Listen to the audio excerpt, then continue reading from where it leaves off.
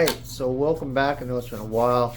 It's J1 here, and we're going to review a film that, it's taken me a minute to put everything together on this. But, so this is, the 90s, which, gave us such great films as Reservoir Dogs, and, Clerks, and Kids. So, you know, uh, was the greatest decade for film, I think. Um, this film's a really good one. Definition of a sleeper film is a rare gem that most people don't know about or haven't seen, um, and kind of flew under the radar. Um, so, the film that I'll be talking about tonight is Romeo is Bleeding. There are so many great things in the film. I think that this director, this is kind of his one hit wonder. I mean, he's worked on stuff like The Wire, and several other predominant things, but really this was, um, I think, his one hit wonder, right? Best film. So, the writer is amazing. She has really done some other great things.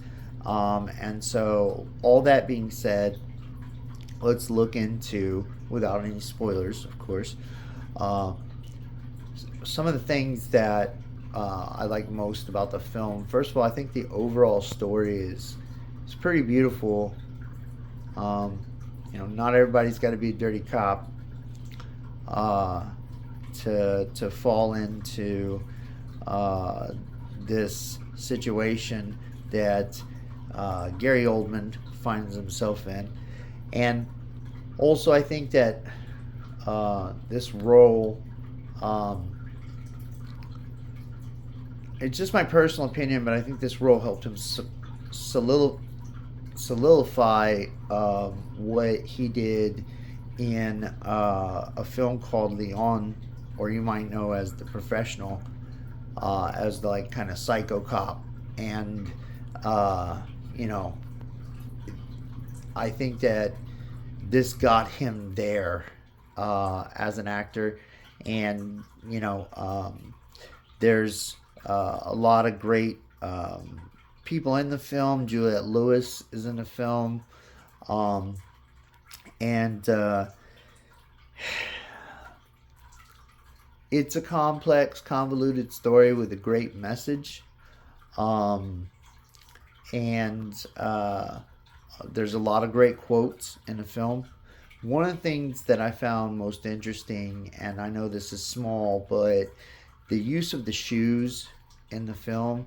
So, when his nemesis, the Russian hit lady, or whomever, is wearing a business suit, which most of the time she's not wearing much at all, but she has on a pair of blue dress shoes, and I thought that was a little unique. They're men's dress shoes, and also um, there's a scene where he has damage done to one of his foots or feet, or however that would correctly go across, um, and he's wearing a Stacy Adams dress shoe on one foot, and on the other foot he's wearing a pair of Chucks, his hurt foot, um, which I just thought was neat, and might not have got noticed.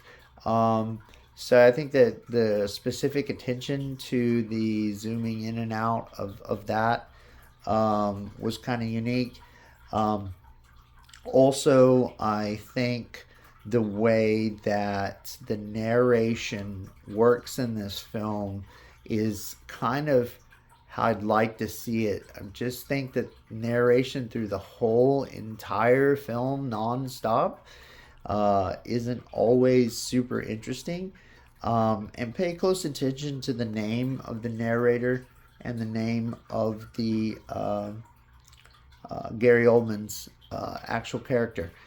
And so midway through the film, the narration just kind of stops, all right, because there's so much going on. If you'd involved uh, the narrator in that, I think would have been too busy and just not the right touch. And then towards the end of the film, the narration comes back, and I think the ending is probably my favorite part. Um, and scene. Um, but I was able to, and I just had to write it down, but I was able to get a quote here that I think is pretty amazing. So at one point, Gary Oldman's character says,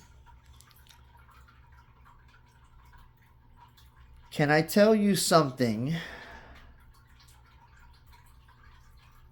that makes love so frightening?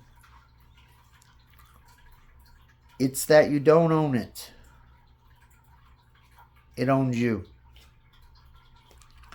Um, so this is a film I would highly recommend. I would give it 8 out of 10 stars.